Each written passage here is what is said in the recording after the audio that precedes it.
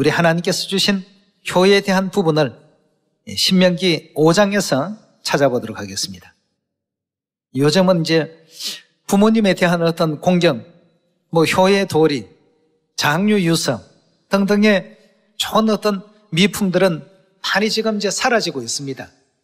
물질이 많아지고 개인주의가 팽배해지다 보니까 자신의 어떤 그 불편한 것은 참지를 못하는 시대가 되다 보니까 자식이 부모를 해하는 내용들도 우리가 뉴스를 통해서 볼 때에 너무나도 참 안타까움을 금할 수가 없는 그런 입장입니다. 그러나 우리는 이 악한 세대를 배우거나 본받을 것이 아니라 하나님께서 일러주신 경의 가르침을 따라서 아버지 어머님 뜻 가운데서 부모에게 충분히 또 효도를 드리고 또 영의 부모님에게도 효의 어떤 도리를 다 할 줄 아는 그런 우리가 또 되어야 되겠습니다. 신명기서 5장 16절의 말씀 보도록 하겠습니다. 너는 너의 하나님 여호와의 명한 대로 내 부모를 어떻게 해요? 내 부모를 공경하라. 그리하면 너의 하나님 여호와가 내게 준 땅에서 내 생명이 길고 복을 누리리라 하고 했습니다. 부모님에게 효도하고 효를 배울 수 있도록 그렇게 하라는 것이 성경 전반에 나타나고 있는 내용이라고 볼 수 있겠습니다. 자, 그렇다면 우리 성경 66권 가운데 하나님께서 효를 배울 수 있도록 한 예를 기록해 놓으셨습니다. 오늘 룻의 효행과 우리 하늘 자녀들의 또 하나님께 향한 그 효에 대해서 살펴보도록 하겠습니다. 룻기서 1장의 그 내용을 잠시 정리해서 말씀을 드리면 이스라엘 그 사람으로서 이름은 나오미였고 그에게는 기련과 말론이라는 두 아들이 있었는데 기련과 말론의 부인 이름이 하나는 오르바였고 하나는 룻이었습니다.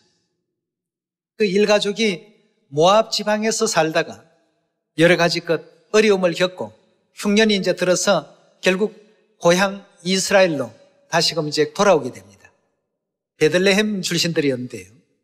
나오미의 남편이 죽고 그 다음에 기련과 말론이라는 두 형제도 다 죽게 됩니다. 그러니까 집안에 결국 그 시어머니였던 나오미와 오르바와 룻 이 세 사람만이 이제 살아서 고향집으로 이제 돌아올 수밖에 없는 그런 입장이었습니다. 그 당시에는 주로 이제 농경 사회이다 보니까 남자들의 일거리는 많이 있지만 여인들이 할 수 있는 일거리들은 그다지 많지가 못했습니다. 때문에 나오미를 따라온다 할지라도 두 며느리가 먹고 살 수 있을 만한 어떤 여건이 되지 못했습니다.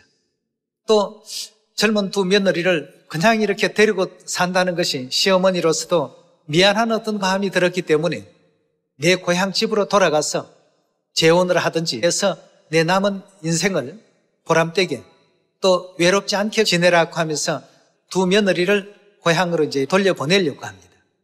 오르바는 끝까지 그 어머니를 모시려고 했다가 결국 고향으로 돌아갑니다만 룻은 시어머니를 그냥 홀로 두게 되면 누가 봉양하겠느냐 말이죠. 아들도 없고 남편도 다 죽어버렸는데 이렇게 해서 끝까지 저는 어머니를 따르겠습니다. 어머니 가시는 그 길이 제가 가야 할 길이고 어머니 거처하는 곳이 제가 거처할 곳입니다. 그러니 제발 저를 고향집으로 돌아가라고 그렇게 말하지 마소서. 룻은 이스라엘 사람이 아니고 모압 지방의 그 여인이었지만 그래도 끝까지 나오미를 섬기면서 어머니가 믿는 하나님이 곧 저의 하나님이 될 것이고 어머니의 백성이 곧 저의 백성이 될 것입니다. 그러니 저들어 고향으로 돌아가라고 제발 그 말씀만 거둬 주십시오 말이에요. 이렇게 해서 이제 자기를 희생하겠다는 각오를 가지고 어머니를 따르게 되는 그런 내용이 룻기서의 기록에 나옵니다. 오늘날 우리들도 죽을 수밖에 없었던 우리의 영적 생애가 하나님의 거룩하신 희생으로 말미암아서 결국 하나님께로부터 많은 사랑과 축복 가운데서 오늘의 우리가 또 있게 된 것 아니겠습니까? 그래서 우리 하나님께 룻과 같은 효행의 어떤 그 모습을 보일 수 있는 여러분과 제가 되셔야 되겠습니다.